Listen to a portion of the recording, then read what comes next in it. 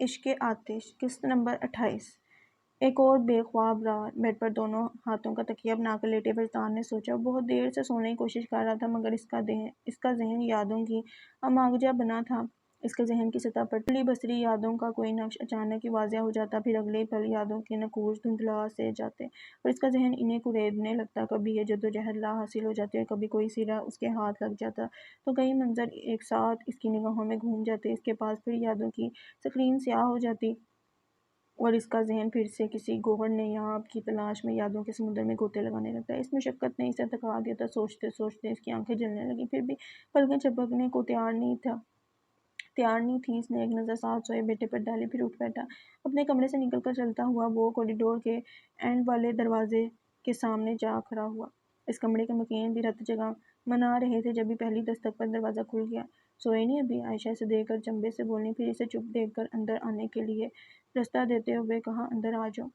اندر آیا تو کمرے میں روشنی ہو رہی تھی اور مصطفیٰ عظیم سر تک چادر اوڑھے کمر کے پیچھے تکیہ ٹکائے بیڈ پر لیٹے تھے۔ وجدان کو کمرے میں آتا دیکھ کر انہوں نے فوراً ٹٹول کر سائڈ ٹیبل پر سے اینک اٹھائی اور اسے لگا کر وجدان کو دیکھنے لگے جو کمرے کے وسط میں کھڑا چپ چاپ انہیں دیکھ رہا تھا۔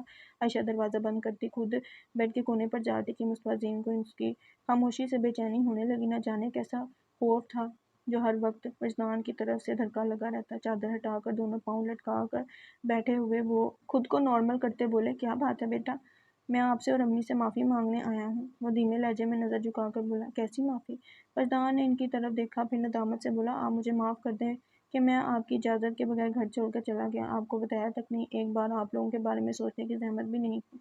آپ مجھے معاف کر دیں کہ میں نے ایک طویل عرصے تک آپ کو اذیت میں رکھا۔ آپ مجھے اس لیے بھی معاف کر دیں کہ میں نے 10 سال میں ایک بار بھی آپ دونوں کو یاد کرنے کی کوشش نہیں کی اور واپس لوٹ آنے کا خیال بھی میرے دل میں نہیں آیا۔ عائشہ مصطفیٰ کے لیے اپنے بیٹے کا ٹوٹتا بکھرتا لہجہ ناقابل برداشت ہو گیا تھا۔ وہ تڑپ کر اٹھی اور پیار سے اس کے چہرے پر ہاتھ پھیر کر دلاسا دینے لگی۔ ایسی باتیں نہ کرو بیٹے، میرا دل بیٹھنے لگتا ہے۔ جو ہوا سو ہوا، اب اسے بھول جاؤ۔ ہمیں تم سے کوئی ناراضگی نہیں، اور کریں بھی کیسے؟ تمہاری دی ہوئی چوٹ گہری ہی سہی، پھر اس زخم کے ساتھ ہم یہاں عیش و آرام کی زندگی گزار رہے تھے، کبھی دل میں خیال تک نہ گزرا کہ میرے جگر کا ٹکڑا لوگوں کی ٹھوکریں کھا رہا ہو۔ وہ رونے لگی۔ وجدان ان کے آنسو پوچھنے لگا، آپ روتی کیوں ہیں امی؟ دیکھیں تو آپ کو سیراب کی خواہش میں دکھ دینے والا سیراب کے پیچھے بھاگتے اپنی روح تک زخمی کر چکا ہے۔ ایسی بات مت کرو وجدان۔ وہ دہل گئیں، پھر پلٹ کر شوہر سے بولی، سن رہے ہیں آپ کا بیٹا کیا کہہ رہا ہے؟ اسے ٹوکتے کیوں نہیں؟ وہ بڑی مشکل سے خود پر ضبط کیے بیٹھے تھے۔ آہستگی سے اٹھ کر اس کے پاس آگے، خود کو سنبھالو وجدان، جوان اولاد کی شکستگی بوڑھے ماں باپ کو اور بھی برا کر دیتی ہیں، اور اب ہمارے گھاؤ کا ذکر نہ کرو۔ ہمارا بیٹا لوٹ آیا تو ہمارے زخم بھی بھر گئے، لوٹ آیا ہے تو اسے میرا پتہ کیوں نہیں دیتے؟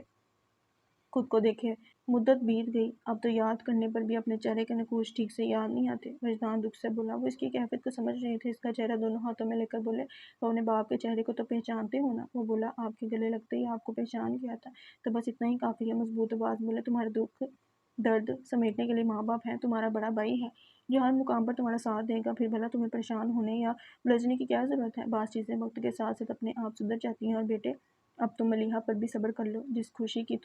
جس خوشی کی عمر تھوڑی ہو، اس پر بڑا دکھ نہیں کرتے۔ صبر آ چکا ہے ابو، چین نہیں آتا، اس نے ہلکے سے کہا، پھر اپنی امی سے بولا، میں مدت سے سو نہیں پایا امی، آج سونے کو دل کر رہا ہے، آپ کے پاس سو جاؤں؟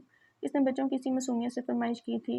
عائشہ مصطفیٰ نے نم آنکھوں سے مسکرا اٹھی، پھر اسے ساتھ لیے بیڈ پر آ گئی اور اس کا سر اپنی گود میں رکھ لیا۔ وجدان بھی چپل اتار کر آرام سے بیڈ پر لیٹ گیا اور ان کی گود میں سر رکھے اس نے آنکھیں بند کر لیں۔ عائشہ مصطفیٰ کبھی اس کے گھنے بال سہلاتی، کبھی جھک کر اس کے چہرے پر پیار کرنے لگتی۔ کچھ ہی دیر بعد وہ 35 سال کا مرد ماں کے گوشت میں گہری نیند سو گیا تھا۔ ایک عرصے بعد وجدان کو اتنی سکون کی نیند آئی تھی، پھر بھی تہجد کے وقت اپنے آپ اس کی آنکھ کھل گئی۔ عائشہ ابھی تک اس کا سر گود میں لیے جاگ رہی تھی۔ سامنے صوفے پر بیٹھے مصطفیٰ عظیم بھی رات بھر نہ سوئے تھے۔ وجدان بالوں میں ہاتھ پھیرتا اٹھ بیٹھا تو وہ بولی، کہاں جا رہے ہو؟ تہجد کی نماز کا وقت ہو گیا ہے۔ اس نے وال کلاک کی طرف دیکھ کر خمار آلود آواز میں کہا، پھر اٹھ کر اپنے کمرے میں آ گیا۔ کمرے کے ہی اٹیچ باتھ روم میں وضو کر کے اس نے قبلہ رخ جانماز بچھائی اور اس پر کھڑے ہو کر نیت باندھتے ہوئے تکبیر کے لیے اپنے ہاتھ کانوں تک اٹھا لیے۔ فجر کی اذانیں ہونے لگی تھیں جب مصطفیٰ عظیم ٹوپی ہاتھ میں پکڑے اس کے کمرے میں آئے۔ وہ جانماز پر بیٹھا قرآن پاک کی تلاوت کر رہا تھا۔ مصطفیٰ عظیم مبہوت ہو گئے۔ اس کا دل چاہا کہ وہ وجدان کو تلاوت کرتا ہوا سنتے رہیں، لیکن اذان کی آواز پر وجدان نے قرآن پاک بند کیا اور جزدان میں لپیٹ کر الماری کے رینک پر رکھ کر پلٹتے ہوئے ان سے بولا، خیریت؟ ہاں بھائی خیریت ہی ہے، بس آج دل چاہ رہا تھا فجر کی جماعت میں شامل ہوں۔ کافی عرصے سے فجر اور عشاء کی باجماع نماز چھوڑ رکھی ہے، اس عمر میں نظر اس قابل نہیں رہی کہ اندھیرے میں مسجد تک جا سکوں، اب تو تم آ گئے ہو، ہاتھ پکڑ کر لے جایا کرو گے۔ مزمل تو فجر کی نماز کے لیے اٹھتا ہی نہیں، نالائق۔ وجدان نے مسکرا کہا، ہاں چلتے ہیں، اور شیان کو جگانے لگا۔ وہ نیند میں تھا، لیکن زبردستی اٹھائے جانے پر اس نے منہ بسورا اور بند آنکھوں کے ساتھ ہی وضو کرنے باتھ روم میں گھس گیا۔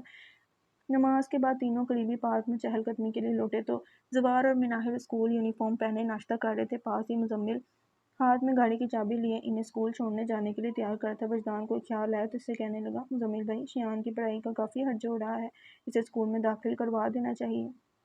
ہاں یہ بات تو ہے، اسے یہاں آئے کافی دن ہو گئے، اب تک تو اس کا ایڈمیشن ہو جانا چاہیے۔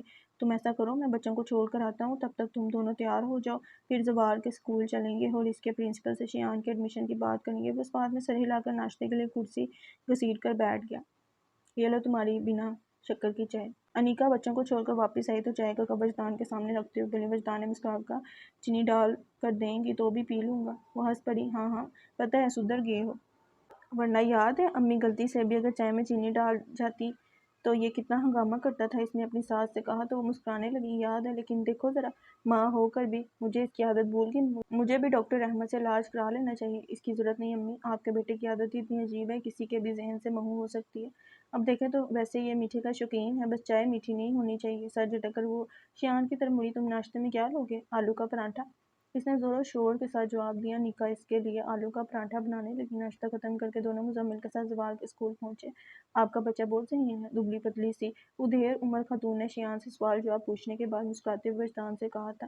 اس کے چہرے پر کسی باپ کی طرح ہی تفکر کی چمک آئی تھی، لیکن پھر پرنسپل صاحبہ معذرت کرتے ہوئے لہجے میں بولی، لیکن ہم اسے ایڈمیشن نہیں دے سکتے۔ کیوں؟ مزمل نے بے ساختہ پوچھا۔ کیونکہ چند مہینوں میں اینول ایگزام شروع ہو جائیں گے اور ایگزامز کے اتنے نزدیک ہم ایڈمیشن نہیں لیتے، یہ ہمارا رول ہے۔ مزمل بولا، آپ خود دیکھ چکی ہیں کہ شیان کتنا ذہین بچہ ہے، 2-3 مہینے میں تو وہ بہت آرام سے کورس کور کر لے گا، مجھے اس پر کوئی شک نہیں۔ انہوں نے مزمل کی طرف دیکھا اور کہا، لیکن اس کے باوجود میں مجبور ہوں۔ وجدان پریشانی سے گویا ہوا، اس طرح تو اس کا سال ضائع ہو جائے گا اور اگلے سال بھی اسے 4th کلاس دوبارہ رپیٹ کرنی پڑے گی۔ آپ کو نہیں لگتا یہ ایک ذہین بچے کے ساتھ زیادتی ہے؟ سوری وجدان صاحب، لیکن اصول تو اصول ہوتے ہیں۔ انہوں نے کہا، لیکن میں یہ بھی چاہتی ہوں کہ شیان ہمارے اسٹوڈنٹ بنے اور آپ اپنے بیٹے کو ایڈمیشن اوپن ہونے کے بعد دوبارہ ہمارے پاس لے کر آئیں۔ اس کے لیے میں آپ کو ایک گولڈن آفر دینا چاہتی ہوں۔ وہ دونوں ہمتاً گوش ہوئے۔ آپ شیان کو 4th کلاس کے لیے نہیں بلکہ 5th اسٹینڈرڈ کے کورس کے لیے تیار کریں، پھر میں اسی کورس میں سے اس کا ٹیسٹ لوں گی اور اگر یہ کلیئر ہو گیا تو ہم اسے 6th اسٹینڈرڈ میں ایڈمیشن دیں گے۔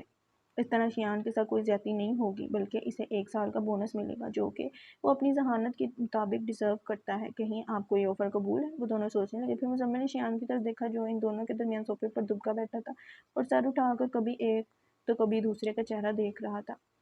کیا کہتے ہو بھتیجے، 5th اسٹینڈرڈ کا ٹیسٹ پاس کر لو گے؟ 100 آؤٹ آف 100 مارکس لوں گا طے ابو، وہ جوش سے بولا تو مزمل مسکرا کر اس کے بال سلاتے ہوئے وجدان کو دیکھنے لگا۔ ٹھیک ہے، ہمارے بیٹے کو آپ کی آفر پسند ہے اس لیے انکار نہیں کر سکتے، تو پھر آپ آج سے اسے 5th کلاس کے کورس کی تیاری شروع کروا دیں اور ایگزامز ختم ہونے کے بعد اسے لے آئیے گا۔ شکریہ۔ وجدان مزمل شیان کو ساتھ لیے کھڑے ہو گئے۔ پرنسپل کے روم سے نکل کر وہ لوگ اسکول کے بک شاپ میں آ گئے۔ شیان اپنے لیے اتنی ڈھیر ساری نئی رنگ برنگی کتابیں کاپیاں دیکھ کر پھولے نہیں سما رہا تھا۔ واپسی میں وہ پچھلی سیٹ پر سارا وقت اپنے اسکول بیگ کو بازو میں دبوچے بیٹھا رہا۔ جیسے ہی وہ لوگ گھر پہنچے، شیان فوراً گاڑی کا دروازہ کھول کر اترا، ساتھ ہی اپنا بیگ بھی گھسیٹ کر نکال لایا اور اسے لیے اندر بھاگ گیا۔ مستعظم لاؤنج میں بیٹھے اخبار پڑھ رہے تھے، وہ سیدھا ان کے پاس آیا اور بیگ ان کے گھٹنوں پر رکھ کر ساتھ ہی صوفے پر چڑھ کر بیٹھ گیا۔ دیکھیں دادا ابو، میری نئی کتابیں کتنی اچھی ہیں، اور ابو میرے لیے کلر پینسل بھی لے کر آئے ہیں۔ وہ بیگ کھول کر انہیں اپنی کتابیں اور کلر پینسل دکھانے لگا۔ وجدان اور مزمل ساتھ ساتھ چلتے اندر آئے۔ پاپا، کیا شیان میرے ساتھ اسکول جائے گا؟ ہاں، مزمل کی بات پر وہ خوشی سے اچھلنے لگا۔ کتنا مزہ آئے گا شیان، ہم دونوں ساتھ اسکول جائیں گے اور اسکول میں کرکٹ بھی کھیلیں گے۔ پتہ ہے وہاں سب بڑے بڑے لڑکے بیٹنگ نہیں دیتے، بس بولنگ کرواتے رہتے ہیں۔ تم آ جاؤ گے تو ہم دونوں مل کر کھیلیں گے، ٹھیک ہے؟ پہلے تم بیٹنگ کرنا، میں بولنگ کروں گا، پھر تم بولنگ کرنا، میں بیٹنگ کروں گا۔ وہاں تو بیٹنگ آرڈر تک سیٹ ہو گیا تھا۔ زبان نے منظوری دی۔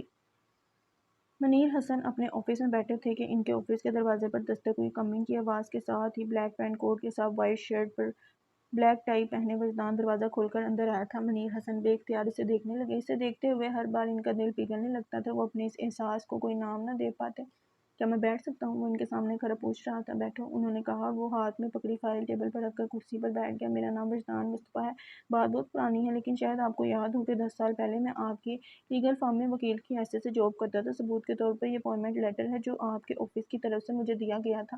اس نے فائل میں سے ایک لیٹر نکال کر ان کے سامنے ٹیبل پر رکھا، مگر منیر حسن نے اسے ہاتھ بھی نہیں لگایا اور اسے دیکھتے رہے جو کہہ رہا تھا۔ 10 سال تک کچھ نامساعد حالات کی وجہ سے میں آفس میں حاضری نہیں دے سکا، لیکن اب میں اپنی جاب کو ری جوائن کرنا چاہتا ہوں۔ حالانکہ میں اپنی جاب پر واپس آنے کا قانوناً حق رکھتا ہوں، کیونکہ 10 سال میں نہ تو میں نے جاب سے ریزائن کیا اور نہ آپ نے مجھے نوکری سے برطرف کرنے کے لیے لیٹر جاری کیا، لیکن پھر بھی میں اپنی سیٹ پر واپس آنے کے لیے آپ سے اجازت لینا چاہتا ہوں۔ وہ چپ ہو کر ان کی طرف منتظر نگاہوں سے دیکھنے لگا تو بولے، تمہیں اپنا تعارف دینے کی ضرورت نہیں۔ تم جیسا لاپرواہ اور غیر ذمہ دار وکیل میری لیگل فرم میں کوئی اپوائنٹ نہیں کیا گیا، اور اپنی اس اکلوتی غلطی کو میں کیسے بھول سکتا ہوں؟ تم انتہا درجے کے نان پروفیشنل شخص ہو۔ ایک لڑکی خاطر تم مہینوں آفس کو نظر انداز کرتے رہے اور پھر کوئی اطلاع دیے بغیر 10 سال کی چھٹی پر چلے گئے۔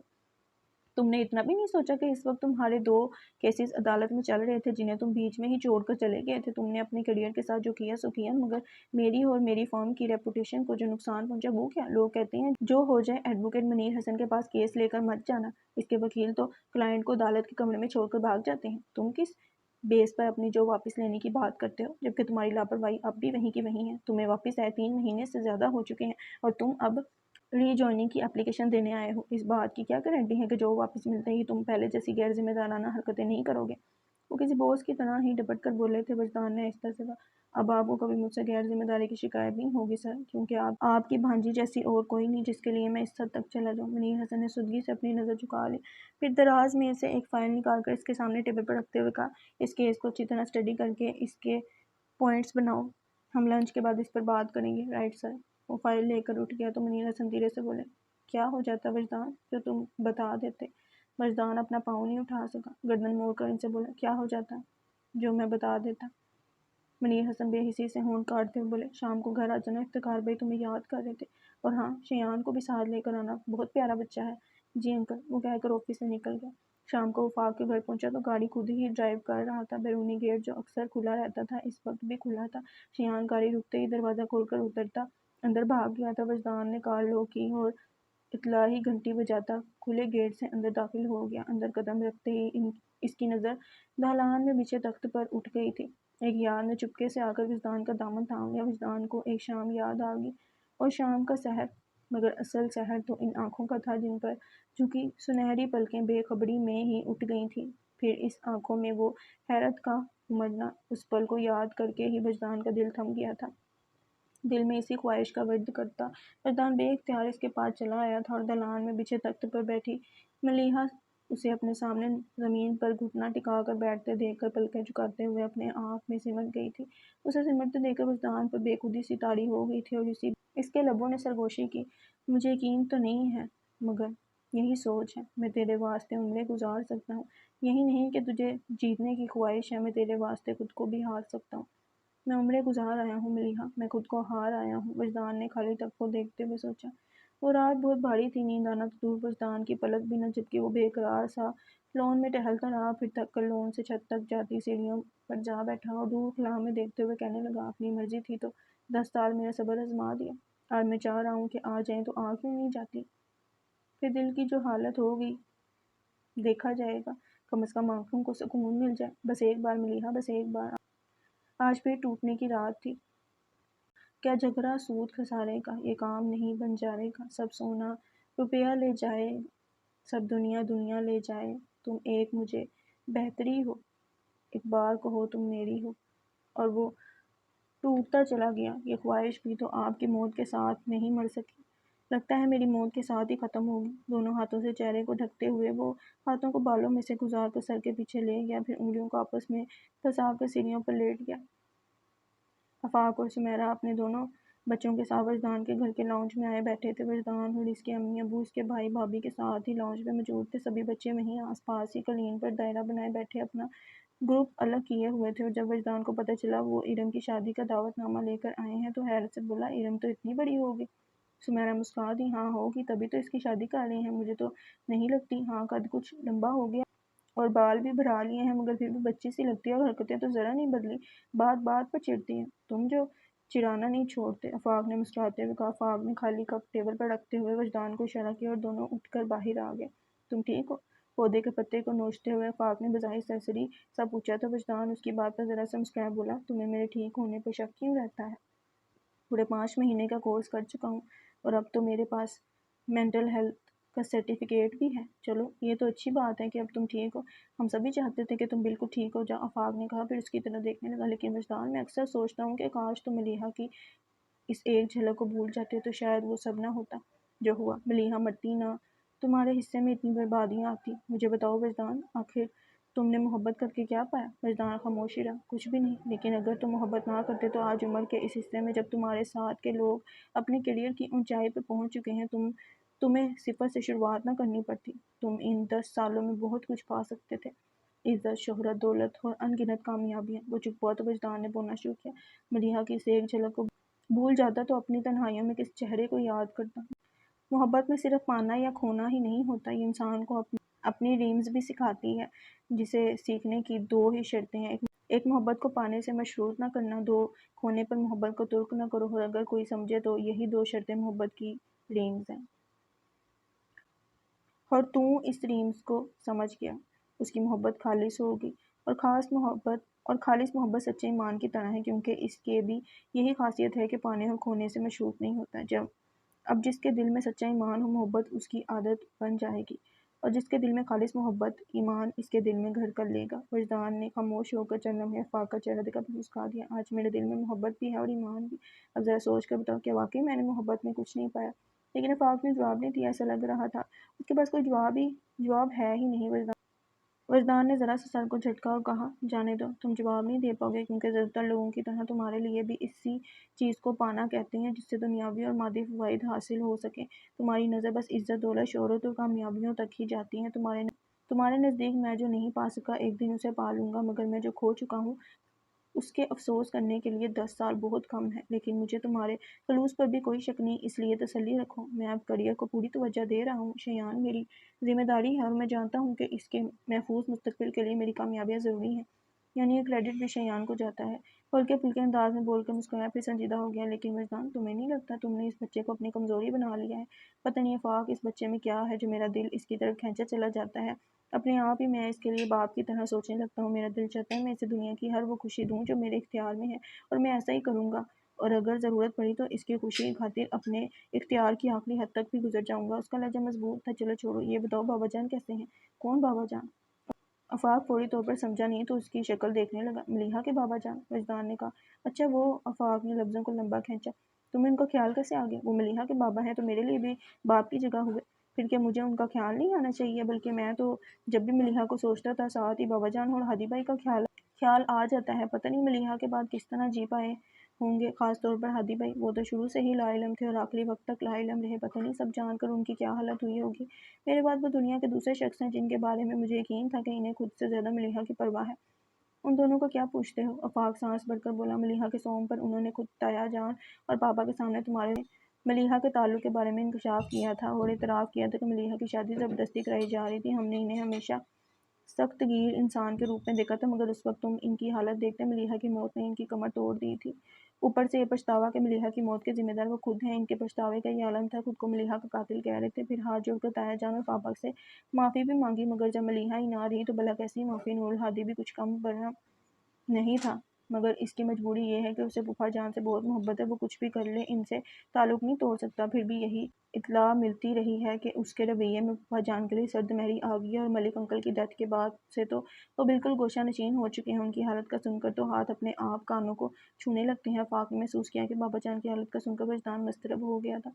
तो क्या तुम्हारा इनसे बिल्कुल भी ताल्लुक़ नहीं रहा? नहीं, हमारी इनसे आखिरी मुलाकात मलीहा के सोम पड़ी हुई थी। उसके बाद एक बार नूर हदी अपनी शादी का इनविटेशन देने आया था। तायाजान और पापा ने तो साफ मना कर दिया, लेकिन हमें इजाज़त दे दी थी, मगर कोई नहीं गया। कैसर फरूकी ने तो ऐसे बड़े सदमे दिए हैं कि अब उसकी तरफ देखने को भी दिल नहीं करता, लेकिन फिर भी नूर हादी का नाम सुनाई देता रहता है।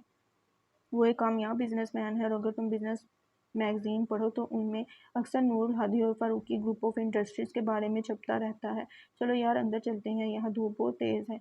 उसका दिल उचाक हो गया तो लहजे में बेजारी साफ झलक रही थी। फाग भी उसके पीछे पीछे अंदर आया तो बच्चे सेंट्रल टेबल पर एल्बम खोलकर उसके इर्द गिर्द قالین پر بیٹھے تھے اور تصویریں دیکھتے ہوئے تب سے کر رہے تھے، لیکن ان کے بچگانہ تبصرے اتنے مزیدار تھے کہ سب اپنی باتیں چھوڑ کر صوفوں پر آگے جھکے تصویروں کو دیکھتے ہوئے ان کی باتوں پر ہنس رہے تھے۔ البم دیکھتے دیکھتے ایک تصویر کو دیکھ کر 6-7 سال کی فائزہ دونوں ہاتھ البم پر رکھ کر جھکتے ہوئے تصویر کو قریب سے دیکھ کر بولی، واؤ مناہل، تمہاری ممی کتنی اچھی لگ رہی ہیں۔ میری ممی تو ہے ہی اچھی، وہ اٹلا کر بولی، مگر میری ممی زیادہ اچھی ہیں۔ فائزہ کو جیسے اپنی بے ساختہ اظہار پر افسوس ہوا تھا۔ زوار کو اس کی بات بری لگی تھی، تیز لہجے میں کہا، جی نہیں، میری ممی زیادہ اچھی ہے۔ فائزہ اپنے سے بڑے زوار کے لہجے پر سہم گئی۔ جواز نے جو اپنی بہن کو کمزور پڑتے دیکھا تو فوراً میدان میں کود پڑا، غلط، میری ممی سے زیادہ اچھا کوئی ہو ہی نہیں سکتا۔ مناہل کافی سلح جو بچی تھی، اس نے جو سب کے بگڑے تیور دیکھے تو فوراً بولی، ایک منٹ، لڑنے کی کیا ضرورت ہے، ہم شیان بھائی سے پوچھ لیتے ہیں کہ کس کی ممی زیادہ اچھی ہے۔ ہاں یہ ٹھیک ہے۔ سب کو یہ آئیڈیا پسند آیا تھا۔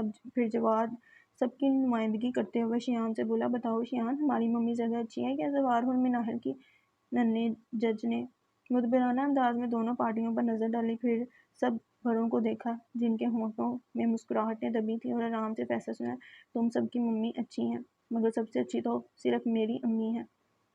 وجدان، آفاق اور سمیرہ ہی اس کی بات سن کر اچنبے میں گھر گئے تھے، ورنہ باقی سب تو ہنستے ہنستے بے حال ہو گئے، لیکن بچے ایک نئے حریف کو پا کر خاصے بددل ہو گئے تھے۔ زوار تو تنگ ہو کر بولا، جھوٹ مت بولو، تمہاری تو کوئی امی ہے ہی نہیں۔ شیان جھٹ سے بولا، میں جھوٹ نہیں بول رہا ہوں، میری امی ہیں تو دکھاؤ۔ جواد نے بڑھ کر چیلنج کیا تو شیان اداس سا ہو کر بولا، وہ تو اللہ میاں کے پاس چلی گئی ہیں۔ مگر پھر جوش سے کہنے لگا، لیکن میرے پاس ان کی تصویریں ہیں۔ فائزہ بولی، تو تصویریں ہی دکھا دو، ابھی لے۔ وہ اٹھا اور بھاگ گیا۔ وجدان الجھ گیا تھا کہ آخر شیان نے اپنی ماں کہاں سے تلاش کر لی۔ آفاق اور سمیرہ بھی حیران سے تھے۔ تبھی واپس آیا، یہ رہی میری امی کی تصویریں، اس نے کہتے ہوئے لفافہ ہاتھ میں پکڑ کر جھاڑ دیا اور ٹیبل پر پہلے سے رکھے البم کے اوپر ملیحہ کی تصویریں بکھر گئیں۔ وجدان کے تو ہوش اڑ گئے تھے، آفاق اور سمیرہ بھی سٹپٹا گئے۔ دونوں نے ایک ساتھ اس کی طرف وضاحتی نگاہوں سے دیکھا، پھر اس کے متغیر چہرے کو دیکھ کر احساس ہوا کہ وہ بھی حیرت میں ہے۔ مناہل ملیحہ کی ایک تصویر ہاتھ میں لے کر مزمل سے کہہ رہی تھی، دیکھیں پاپا، شیان بھائی کی امی کتنی پیاری ہیں۔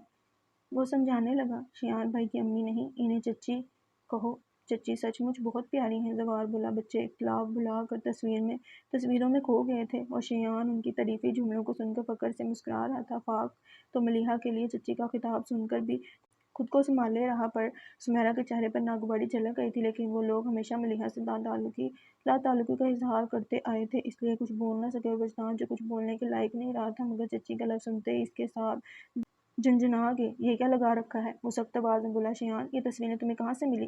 شیان نے پہلے کبھی وجدان کو غصے میں نہیں دیکھا تھا۔ وہ سہمے انداز میں مصطفیٰ زین کے پیچھے جا چھپا تھا۔ انہوں نے ہاتھ بڑھا کر اسے اپنے پاس کر لیا اور وجدان کو دیکھ کر ناراضگی سے بولے، بچے کو کیوں ڈراتے ہو؟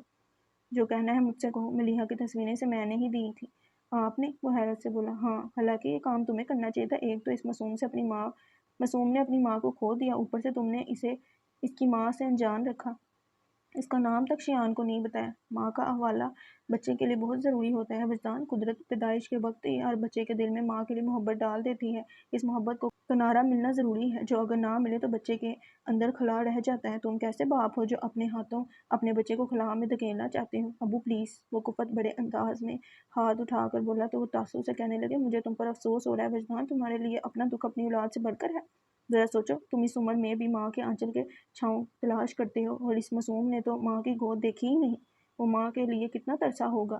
اس کی یہ محرومی تو ختم نہیں ہو سکی، پر کم از کم اس کے پاس اپنی ماں کی شناخت تو ہو۔ آپ کی ہر بات صحیح ہے، لیکن اس حوالے سے ملیحہ کا ذکر کرنے کی کیا ضرورت ہے؟ وہ چڑھ کر بولا تھا، حد کرتے ہو وجدان، عائشہ ملامتی لہجے میں کہنے لگی، اگر ملیحہ کا ذکر نہ ہو تو کس کا ہو؟ وہ صرف تمہاری بیوی ہی نہیں تھی، ہمارے پوتے کی ماں بھی تھی، بہو تھی ہماری۔ وجدان کے تو جیسے سر پر دھماکہ ہوا تھا، اس نے ایک دم سے ہاتھ اٹھا کر انہیں چپ کروا دیا، پھر انگلی دکھاتے ہوئے سخت لہجے میں بولا، نہ تو شیان آپ کا پوتا ہے اور نہ ملیحہ آپ کی بہو تھی، ان دونوں سے آپ کا کوئی رشتہ نہیں، آئندہ یہ بات یاد رکھیے گا۔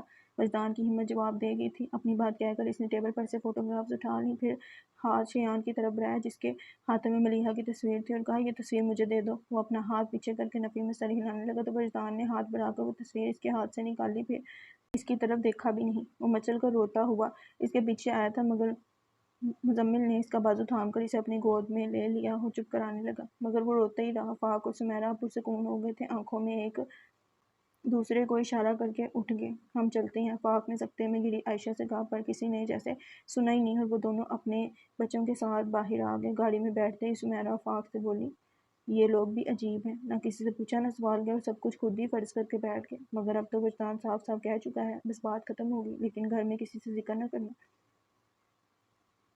سمیرہ کو ہدایت کرتے ہوئے آفاق نے انجن سٹارٹ کر دیا، مگر بات ختم نہیں ہوئی تھی۔ عائشہ کی حالت خراب ہو گئی تھی۔ انیکا فٹافٹ جا کر گلوکوز بنا لائی، جسے پی کر ان کے حواس کچھ واپس آئے۔ آپ نے دیکھا مصطفیٰ صاحب، وہ کیسے کہہ کر گیا ہے کہ شیعان سے ہمارا کوئی تعلق نہیں۔ اس کا دل میری طرف سے صاف نہیں ہوا، حالانکہ اس نے بھی تو ملیحہ سے شادی کر کے اپنی مرضی پوری کر لی تھی۔ پھر اگر وہ نہ رہ سکی تو میری کیا غلطی ہے؟ انیکا ان کے پاس بیٹھ کر پیار سے ان کے بال سمیٹتے ہوئے بولی، وہ جو بھی کہے، مگر سچ تو یہی ہے نا کہ شیعان آپ کا خون ہے، پھر دل چھوٹا کیوں کرتی ہیں؟ مزمل بھی کہنے لگا، انیکا ٹھیک کہہ رہی ہیں امی، شیعان ہمارا خون ہے اور یہ رشتہ کبھی نہیں ٹوٹ سکتا۔ اور ابو، آپ بھی شیعان کو سمجھاتے رہے کہ وجدان کے سامنے ملیحہ کا نام نہ لے، وہ ڈسٹرب ہو جائے گا، اور خود ہی وہی غلطی کر دی۔ مجھے اندازہ نہیں تھا کہ وہ اس طرح سے ری ایکٹ کرے گا۔ وہ سدھا ہو گیا۔ عائشہ نے دوپٹے سے آنسو خشک کر کے شیعان کو دیکھا، جو ابھی تک رو رہا تھا، اور اس کی طرف اپنے بازو پھیلا دیے، ادھر میرے پاس آ جاؤ، اور وہ روتے روتے ہی مزمل کے بازو سے نکل کر ان کے گوش میں سما گیا۔